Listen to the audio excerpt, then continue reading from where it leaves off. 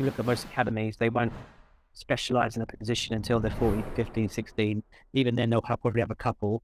I mean, so I refer back to Chelsea, that had a great policy where saying, every game a player should play at least two different positions. So, if you play right wing, then you play right back or left back. Someone had two different sorts of experiences.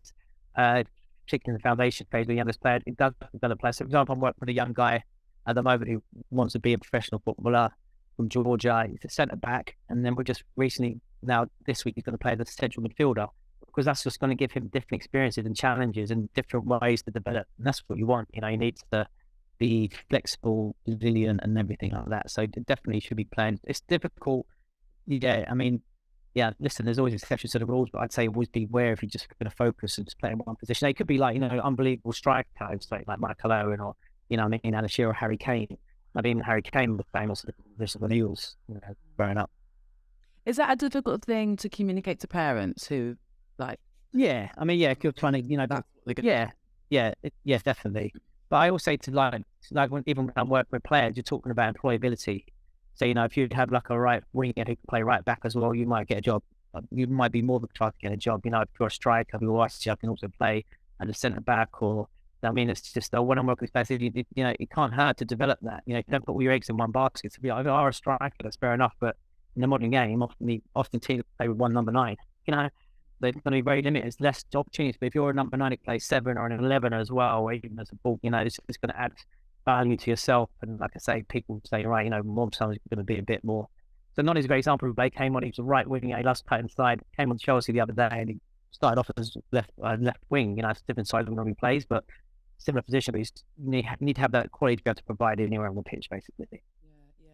So parents really need, I guess, to be able to be comfortable about having those conversations with, understand themselves. Yes, absolutely. I mean, listen, it's like I say, I get messages all the time from parents in the academy football, grassroots football on Instagram. They say, "Oh, I've got this and that."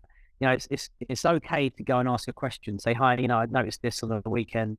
What is your thought process behind that?" Now, you should always trust the process. You're in an academy, but it's okay to say, can you just explain the decisions behind that? Maybe your son's, daughter's not playing as much, or they are playing out of position, or why they play in that position all the time, that sort of thing. And it's okay to ask questions. It's not about being busy or being a pain in the behind or anything, but you trust these guys with the education of your child, their football education, and you're not allowed to leave.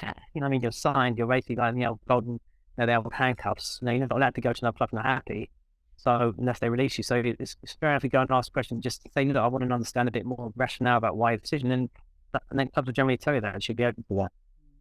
That's a really good point. I love that as well. It's sort of, it's almost just educating yourself, because one of the reasons we set this up, Saul, as well, is because what we often hear from a lot of coaches is that parents are a nightmare.